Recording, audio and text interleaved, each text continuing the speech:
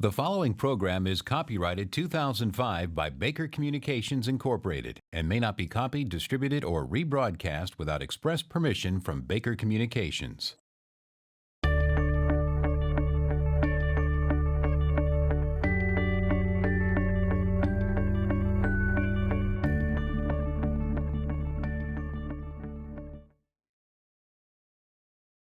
The first thing you need to remember about closing is that no matter how well things went during the previous selling steps, a customer is still very likely to hesitate and say no when you first ask for a commitment.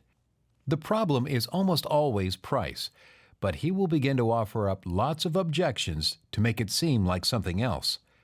Don't be surprised or dismayed. This is completely normal and to be expected. People always hesitate when they're about to be parted from their money, even when they believe that making this purchase is the right thing to do. There is a kind of a weird separation anxiety taking place here between them and their money. Your job is to use as many tools as you can find to gently lead your buyer through this sensitive process. At this point, patience and trust are your biggest allies. You have worked very hard to build trust with your customer.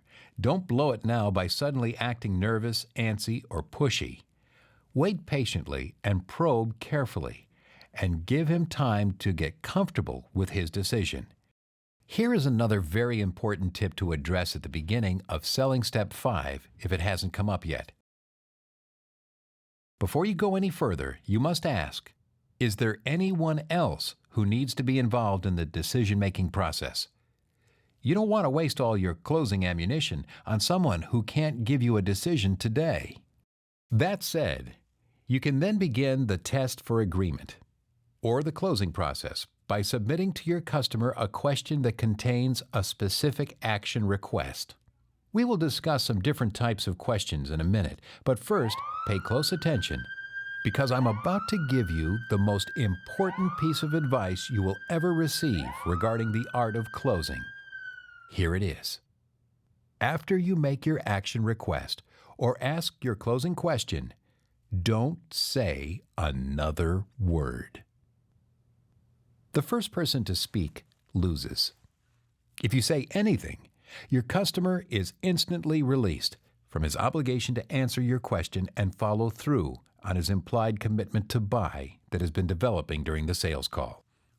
A lot of sales reps are uncomfortable with silence, fearing it might indicate a problem that needs to be addressed. The only problem is that the customer must now face his anxiety and conquer it. You've already given him all the information he needs. If you jump in now to help him out with another question or more information, you've given him an escape route to punt the ball back to you, and you may never get him back. So just keep waiting quietly. Even if your heart is racing and sweat is pouring down your back, fight the urge to step in and make him comfortable. He needs to be uncomfortable for a while. He will eventually break the silence, either by saying yes or expressing reluctance or asking a question.